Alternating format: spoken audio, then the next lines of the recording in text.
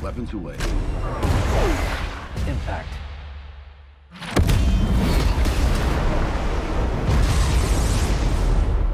Beli buah lengkeng di toko Pak Akbar. Caleg-caleg yang kalah dari Komeng, hai apa kabar? Halo Sobat Nobar, selamat datang di Nobar.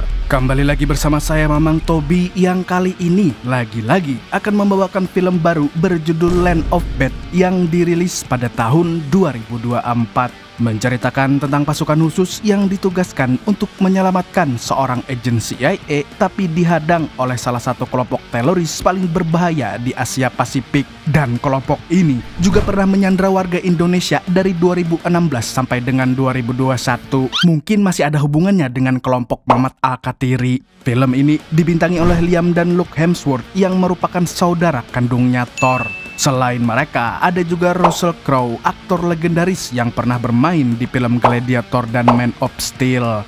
Daripada saya kebanyakan cincong, so tanpa berlama-lama lagi, siapkan mata, telinga, dan anu-anuan kalian semua. Mari kita nobar dan inilah Land of Bad.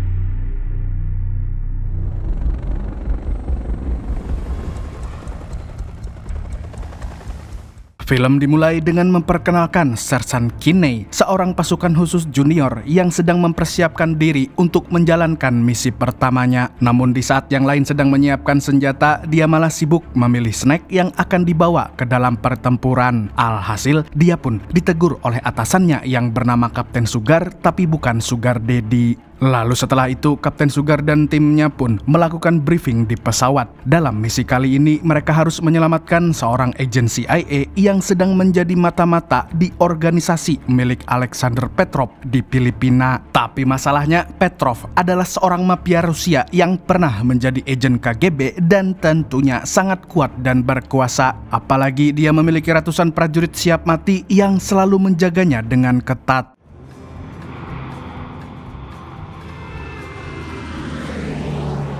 Selain tim lapangan, mereka juga akan dibantu oleh Kapten Reaper, seorang pilot drone senior yang akan mengendalikan serangan dari jarak jauh. Tidak hanya itu, dia juga merupakan ahli strategi yang bisa membantu tim lapangan ketika sedang buntu. Akan tetapi, dia terlihat sangat gusar karena istrinya sedang hamil besar dan sebentar lagi akan melahirkan. Oleh karenanya, dia nampak kesal ketika rekan-rekannya berbisik di kantor yang membuat suara teleponnya tidak terdengar jelas. Padahal dia sedang menunggu kabar dari istri dan keluarganya. I got a favor to ask you. My wife is pregnant. While I'm on op, if she goes into labor, you need to answer it. Why don't we just keep this volume down?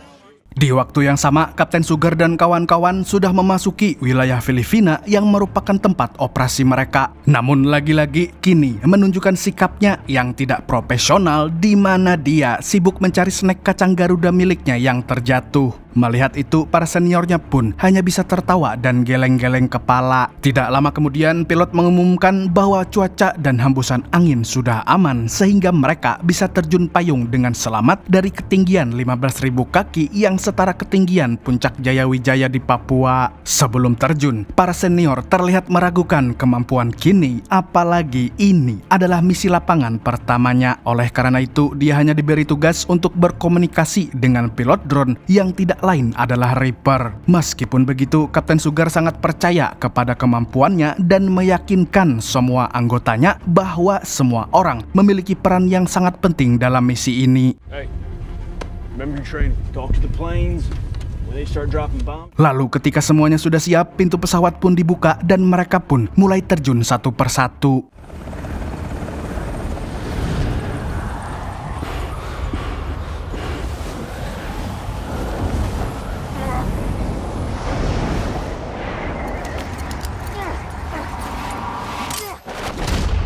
Singkat cerita, mereka pun berhasil mendarat di hutan Filipina dan mulai berjalan mendekati wilayah penyelamatan. Selain itu, Reaper dan timnya juga sudah standby untuk memberikan bantuan dengan 4 rudal yang telah disiapkan. Dan selama misi berlangsung, Reaper akan terus berkomunikasi dengan Kinney yang akan melaporkan titik koordinat secara berkala.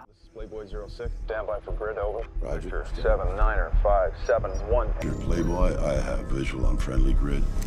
Reaper is airborne, our location is confirmed. Kemudian tim lapangan berjalan menyusuri hutan dengan sangat hati-hati. Tapi di tengah perjalanan, anggota senior kembali meremehkan Kinney karena pengalamannya yang sangat kurang. Bahkan dia dianggap sebagai beban di tim tersebut. Jadi mau tidak mau, Kinney harus membuktikan bahwa dirinya bisa diandalkan. Translation, step up your game. Tidak terasa mereka sudah semakin dekat dengan lokasi penyelamatan. Akan tetapi ada salah satu anggota yang terlihat kecapean karena lututnya sudah kopong. Di lain pihak, Kinney sedang dinasihati oleh anggota senior yang bernama Bishop yang mengatakan bahwa apapun bisa terjadi dalam sebuah misi. Maka dari itu, Kinney harus siap menghadapi segala situasi yang tidak terduga. Lalu setelah membacot cukup lama, Bishop pun mengakhiri nasihatnya dengan berkata, Welcome to Land of Bad. yang artinya selamat datang di tanah terkutuk, di mana manusia bisa kehilangan sifat manusiawinya ketika berada di dalam peperangan. Beberapa saat kemudian, tim lapangan dihadang oleh kabut yang mengganggu pandangan mereka. Alhasil, Kinney pun meminta Reaper untuk menerawang kabut dengan drone untuk mengecek keamanan jalan. Namun sialnya, drone itu tiba-tiba error dan kameranya langsung mati saat itu juga. What the? Reaper, I'm all over. Roger. Systems malfunction. Boys, we have a systems malfunction on the Varia. Copy that. Hingga akhirnya Kapten Sugar pun memutuskan untuk melanjutkan perjalanan karena waktu yang mereka punya tidak banyak. Tapi saat memasuki wilayah berkabut, timnya melihat gerakan yang sangat mencurigakan dan mereka pun mengira kalau itu adalah gerakan dari musuh. Namun ternyata... For fuck's sake. The hell's an oink oink? Pig dummy. Singkat cerita, tim lapangan pun akhirnya sampai di dekat markas Petrov dan tanpa membuang waktu lagi, mereka langsung memantau markas dari berbagai sisi. Sementara itu, Kinney bertugas untuk mencatat titik koordinat yang akan dilaporkan kepada Reaper jika drone-nya sudah diperbaiki. Lalu tidak berselang lama, Petrov akhirnya keluar dari markasnya. That's Petrov, all right. Di sisi lain, Reaper terlihat sedang gusar karena drone-nya belum selesai diperbaiki. Selain itu, dia juga nampak kesal kepada rekan-rekannya yang masih saja berisik sehingga suara teleponnya tidak terdengar. Padahal dia sedang menunggu kabar dari istrinya. Bersamaan dengan itu, tim lapangan melihat beberapa mobil yang masuk ke wilayah Petrov dan ternyata mereka adalah kelompok Abu Sayyaf, sebuah organisasi teroris asal Filipina yang menyalahgunakan agama demi memperluas wilayah kekuasaan. Selain memberontak dan membunuh, mereka juga seringkali menyandra orang asing. Bahkan mereka pernah menyandra warga negara Indonesia dalam rentang waktu 2016 sampai dengan 2021. Kelompok ini dipimpin oleh Hashimi yang dikenal sebagai pimpinan teroris paling bengis di wilayah Asia Pasifik. Dan bahkan dia mampu membuat pemerintah Filipina ketar-ketir dengan aksi-aksinya. Jadi mulai dari sini kita panggil saja dia Samidi karena nama Hashimi terlalu bagus untuk penjahat sepertinya. Melihat kedatangannya, Kinney pun langsung melaporkan titik koordinat kepada Reaper yang sudah berhasil memperbaiki drone-nya. Di lain pihak, Bishop menduga kalau Samidi akan melakukan jual beli senjata dari Petrov untuk memperluas wilayahnya. Tapi saat Petrov sedang lengah, tiba-tiba...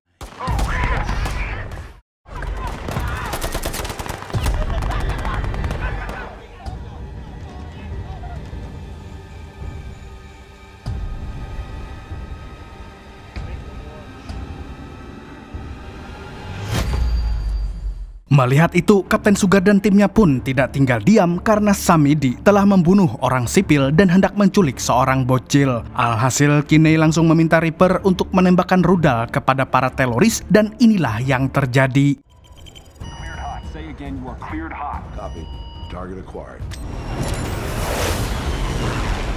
Ready.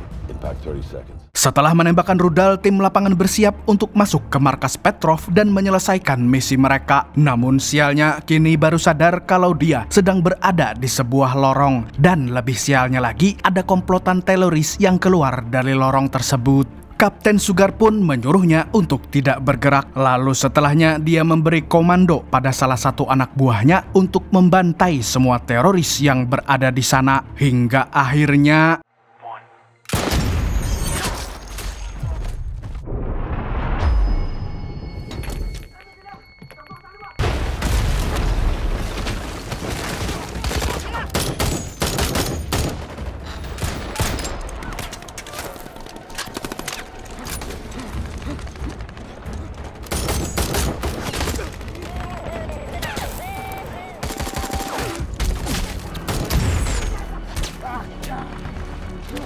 I need you to lay down some cover fire for Abel.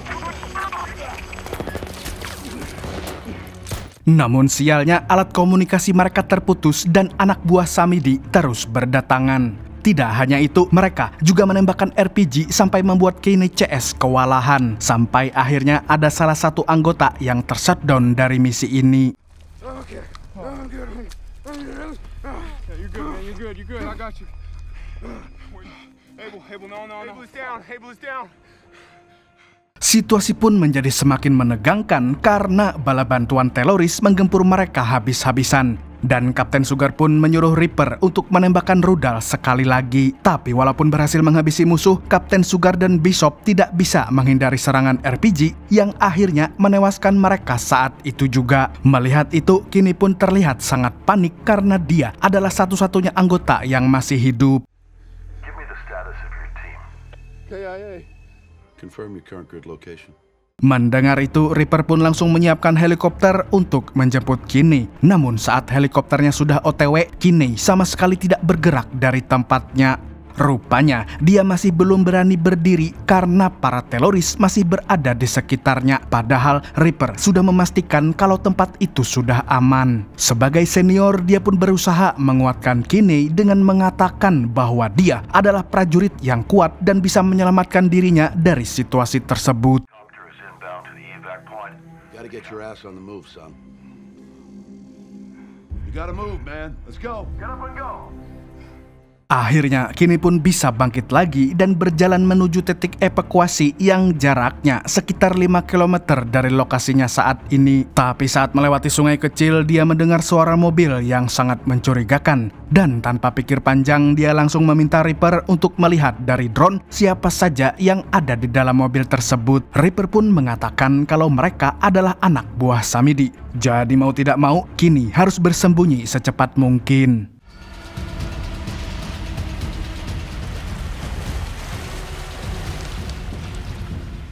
Namun saat bersembunyi di bawah akar pohon tumbang, dia melihat ada 2 teroris yang menunggangi kuda. Dan sialnya mereka membawa anjing pelacak. Melihat itu, Reaper pun meminta Kinney untuk tenang dan tidak membuat gerakan apapun karena anjing pelacak itu sangat sensitif terhadap ancaman. Dan berkat bantuan Reaper, akhirnya anjing itu pun pergi meninggalkan Kinney.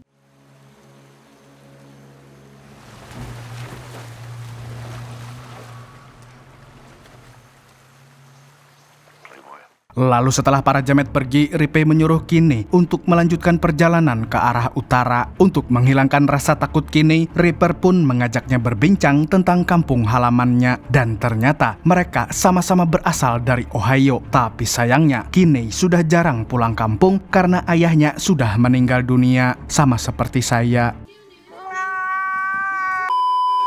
Mendengar cerita itu, Reaper pun turut berduka cita dan langsung mengubah topik pembicaraan agar Kinney tidak bersedih. Di sini, Reaper menceritakan tentang pertemuan pertamanya dengan mantan istri ketika dia sedang bertugas di Nganju. Dan pada saat itu, dia dan mantan istrinya sangat menyukai nasi becek. Akan tetapi, istrinya yang sekarang tidak suka dengan makanan tersebut karena dia adalah seorang herbivora.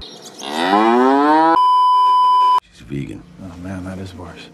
Tidak terasa, Kinney pun akhirnya sampai di lokasi penjemputan dan helikopter sudah siap untuk membawanya pulang ke pos terdekat. Namun saat dia akan naik ke helikopter, tiba-tiba Contact! I'm hit! Negative! Must have hit my plate!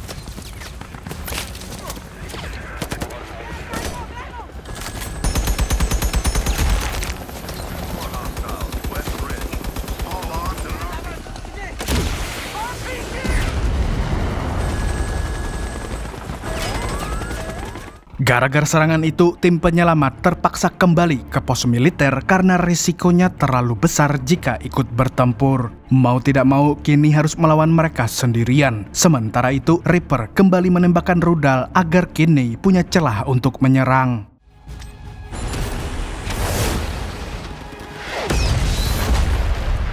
Setelah aman dari serangan, Kinney langsung berkomunikasi dengan Reaper dan langsung menanyakan titik evakuasi yang lain. Tapi kali ini dia harus berjalan nanjak karena titiknya berada di balik bukit. Di tengah perjalanan, Reaper kembali mengajaknya untuk berbincang, dan di sini dia bercerita tentang masa lalunya saat dia mendaftar sebagai pilot tempur. Akan tetapi dia ditolak gara-gara orang dalam. Alhasil, Reaper pun terpaksa menjadi pilot drone yang mengoperasikan pesawat dari kantor. Kini pun merasa kasihan dengan hal tersebut, tapi karena terlalu fokus dengan cerita Reaper, dia pun kepleset dan... Yeah, I'm here. What happened? Beruntung, dia terjatuh ke sungai sehingga tidak terluka parah. Namun sayang sekali senapannya tersangkut di akar pohon. Dan lebih sialnya lagi, ada 2 orang teroris yang mendekat ke arahnya. Mau tidak mau, kini pun terpaksa melawan mereka dengan sebuah pistol.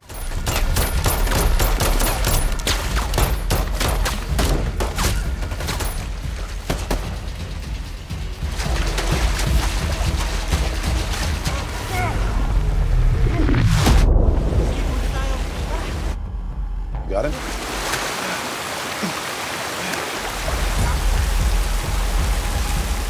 Meskipun berhasil mengelabui musuh, tapi kini melakukan sebuah kesalahan besar karena dia keluar dari persembunyian di saat kedua teroris itu belum pergi jauh. Hingga akhirnya dia pun tertangkap. Akibatnya, komunikasi pun menjadi terputus dan Reaper tidak bisa melacaknya melalui drone. Alhasil, dia pun meminta izin kepada atasannya untuk tetap melanjutkan misi karena dia ingin menyelamatkan Kini. Padahal dia seharusnya sudah bisa pulang dan menemani istrinya di rumah sakit. Okay, Eddie, stay in the chair. Get it done, you two. Tidak lama kemudian, Kini terbangun dari pingsannya dalam kondisi tangan dan kaki yang terikat. Tidak hanya itu, dia juga disiksa habis-habisan oleh anak buah Samidi. Di waktu yang bersamaan, Reaper dan asistennya terlihat sedang melacak lokasi Kini. Akan tetapi, mereka menemukan 2 titik yang berjauhan di mana 1 titik berada di Kalimantan, tempat saya, dan 1 titik lainnya berada di Yaman, tempatnya Abah. Di lain pihak, kita diperlihatkan dengan pria misterius yang mendatangi pos teroris di tengah hutan. Dan tidak disangka-sangka, ternyata orang itu adalah Kapten Sugar yang sebelumnya dikira sudah mati. Di sini dia dihadang oleh 2 orang teroris, tapi dengan brutalnya dia langsung menghabisi mereka tanpa ampun. Setelah itu, dia masuk ke dalam pos tersebut untuk menyelamatkan Kini yang sedang disekap. Kapten Sugar lalu menjelaskan bahwa dia dan Bishop berhasil selamat dari serangan teroris. Namun sayangnya Bishop tertangkap oleh anak buah Samidi dan dibawa ke suatu tempat. Oleh karena itu, dia ingin mengajak Kini untuk menyelamatkan Bishop bersama-sama. Tapi sebelum pergi, mereka berdua mencuri semua senjata yang ada di pos tersebut. Di tengah perjalanan, Kini menunjukkan skillnya yang tidak dimiliki oleh tentara lain. Dan skill tersebut adalah memantik sinyal komunikasi menggunakan sebuah baterai dan botol aqua. Awalnya, Kapten Sugar terlihat meragukannya. Namun tak disangkanya, Kini berhasil menghubungi Reaper dengan cara tersebut.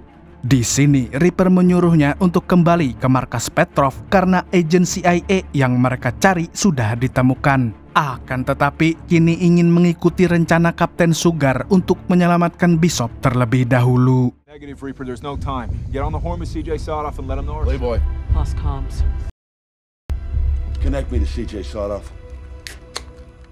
Tidak lama kemudian, mereka berdua memantau markas Petrov yang kini sekarang sudah dikuasai oleh komplotan Abu Sayyaf. Lalu sambil mengawasi keadaan sekitar, mereka juga membuat strategi penyelamatan Bishop yang mungkin sedang disekap di markas tersebut. Karena hanya mereka berdua, Kini pun menyarankan untuk menyerang secara diam-diam lalu di backup oleh drone yang dikendalikan oleh Reaper. Nantinya Reaper harus menyerang 3 titik sentral di markas tersebut agar mereka berdua memiliki celah dan waktu untuk menembus markas Petrov. Mendengar strateginya, Kapten Sugar pun langsung memuji Kini dan merasa bangga bisa punya anggota yang paham tentang strategi gerilya. Padahal dari awal Kini selalu diremehkan oleh anggota lain, tapi nyatanya dia bisa bertahan sampai sejauh ini. Setelah rencananya matang, Kini pun kembali menghubungi Reaper dan memberitahu titik mana yang harus diserang. 11:30. We're gonna light that shit up. Playboy, confirm. Lost comms. Battery's dead. Tapi saat Reaper sedang menyiapkan drone-nya, dia tiba-tiba disuruh berhenti oleh atasannya dan akan digantikan oleh pilot drone yang baru. Reaper pun tidak terima karena misi ini ditugaskan kepadanya. Dan sebagai tim backup, dia tidak akan membiarkan ada anggota lapangan yang tumbang lagi. Akan tetapi atasannya tidak mau mendengarkan alasannya dan dia pun terpaksa keluar dari ruangan tersebut. Captain! We're good. Di waktu yang bersamaan, Kapten Sugar menyebutkan beberapa kode darurat kepada Kinney yang bisa digunakan ketika terdesak. Setelahnya, mereka langsung masuk ke wilayah markas secara diam-diam. Akan tetapi, mereka harus menghabisi para penjaga secepat mungkin sebelum pilot drone menembakkan rudal.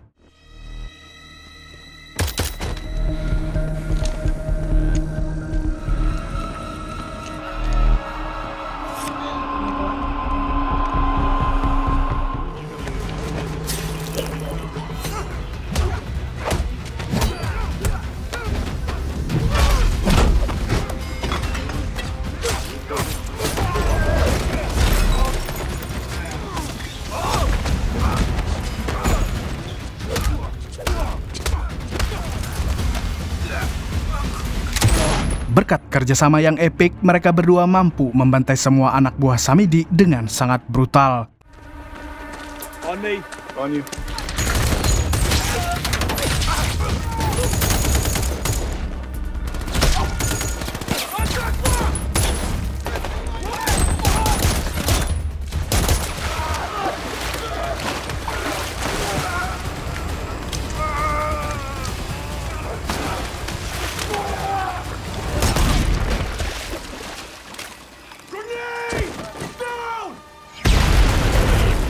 Mereka berdua lalu dimasukkan ke dalam sebuah penjara yang gelap, kemudian dikeroyok habis-habisan sampai mereka tidak bisa melawan lagi. Tidak lama setelahnya, mereka melihat Bishop yang juga dikurung di penjara yang sama. Kinney pun mengancam anak buah Samidi dan mengatakan kalau tentara Amerika akan menembakkan rudal ke tempat tersebut jika mereka tidak mau mengeluarkan dia dan timnya. Akan tetapi mereka tidak percaya dengan omongan Kinney karena dia tidak mungkin menghubungi pilot drone tanpa alat komunikasi. Lalu tidak berselang lama, Kapten Sugar berpesan kepada Kinney untuk menyelamatkan Bishop dari sana. Dan dia sangat yakin kalau Kinney bisa melakukan itu dengan baik karena dia punya potensi besar untuk menjadi anggota pasukan khusus terbaik di Angkatan Darat. Tapi setelah itu, Kapten Sugar tiba-tiba diseret oleh para jamet ke hadapan Samidi. Kemudian pemimpin teroris itu mengeluarkan senjata dan... Melihat hal tersebut, Kinney pun sangat terpukul karena Kapten Sugar adalah orang yang selalu percaya kepadanya bahkan ketika orang lain meremehkan kemampuannya. Dan saat dia meratapi kematian sang kapten, anak buah Samidi tiba-tiba mengeluarkannya dari kurungan untuk diinterogasi. Kinney lalu dihajar habis-habisan sampai tubuhnya terluka parah dan ketika sudah babak belur, dia dibawa ke hadapan Samidi. Kemudian Samidi bercerita tentang sejarah penjara tersebut yang dibuat oleh tentara Jepang saat mereka menjajah Filipina. Namun setelahnya tempat itu dibiarkan kosong oleh pemerintah setempat hingga akhirnya kelompok Abu Sayyaf menempatinya pada tahun 1991. Samidi lalu mengatakan kalau tempat itu bisa saja jadi tempat kematian Kinney. Akan tetapi Kinney malah berani mengancam dan mengatakan bahwa timnya akan menembakkan rudal ke penjara tersebut. Mendengar hal tersebut, Samidi pun marah dan langsung menghajarnya.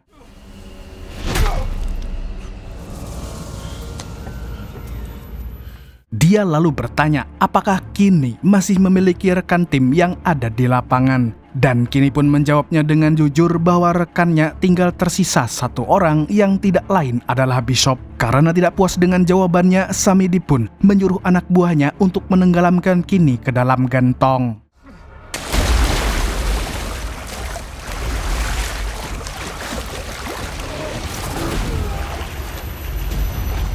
Di waktu yang sama, pilot drone yang menggantikan Reaper tidak bisa menghubungi Kinney, sehingga dia memutuskan untuk menghancurkan penjara milik Samidi sesuai dengan rencana sebelumnya. Lalu dalam hitungan detik, rudal pun dilepaskan dan...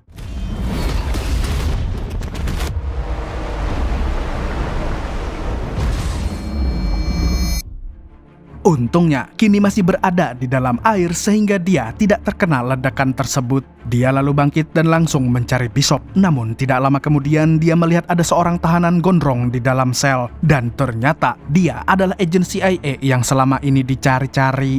Kini pun membantunya keluar dari sel lalu mencari Bishop bersama-sama. Akan tetapi mereka dihadang oleh Samedi yang nampak tidak sabar ingin menghabisi Kini. Namun tidak disangka-sangka,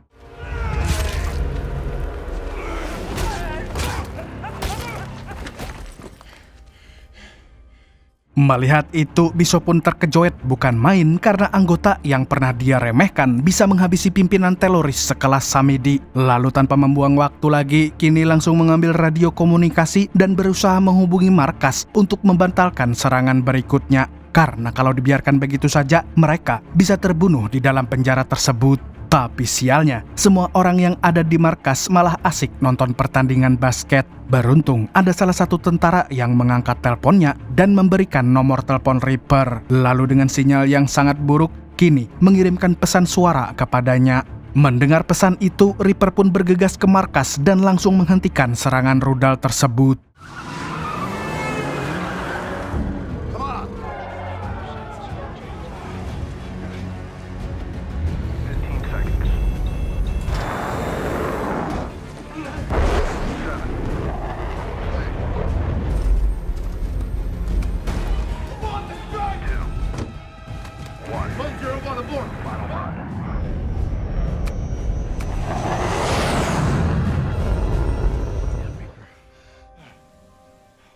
Berkat bantuan Reaper, Kini dan kawan-kawan pun berhasil keluar dengan selamat. Kini lantas melambaikan tangannya ke arah drone untuk berterima kasih kepada Reaper yang telah menyelamatkan nyawanya. Lalu tidak berselang lama, Reaper mengirimkan tim evakuasi dan tim medis untuk mengobati luka mereka.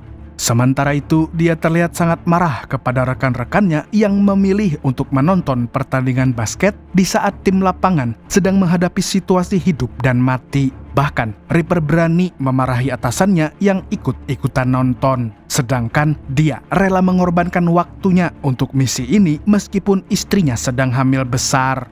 Karena kemarahannya sudah tidak bisa ditahan lagi, Reaper pun langsung menghancurkan TV yang ada di markas tersebut. Our job is communication.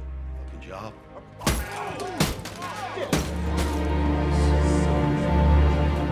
Makanya nonton video nobar aja, bos. Bersamaan dengan itu, Bishop terlihat sangat bangga kepada Kini, orang yang pernah dia remehkan tapi justru menjadi penyelamat hidupnya. Di akhir film, Reaper dihampiri oleh asistennya yang akan segera menikah. Tapi karena hidup sebatang kara, dia pun meminta Reaper untuk menjadi wali nikah dan menggantikan almarhum ayahnya. Dan dengan senang hati, Reaper langsung menerima permintaan tersebut yang membuat asistennya terharu. Lalu, film pun tamat dengan sangat melegakan. Dari film ini kita belajar bahwa proses tidak akan pernah mengkhianati hasil. Berangkat sebagai prajurit yang diremehkan, Kini belajar dari setiap situasi hingga membuatnya jadi anggota pasukan khusus yang bisa diandalkan dan mampu menyelamatkan rekan-rekannya.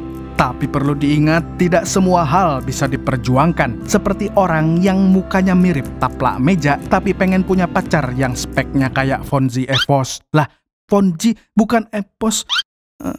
Ayo udahlah. Segitu dulu untuk hari ini. Saya Tobi mewakili komunitas pecinta botol Aqua mengucapkan sampai jumpa di video selanjutnya dan kamsya. Assalamualaikum warahmatullahi wabarakatuh. Kapan ya bisa ketemu Fonzie?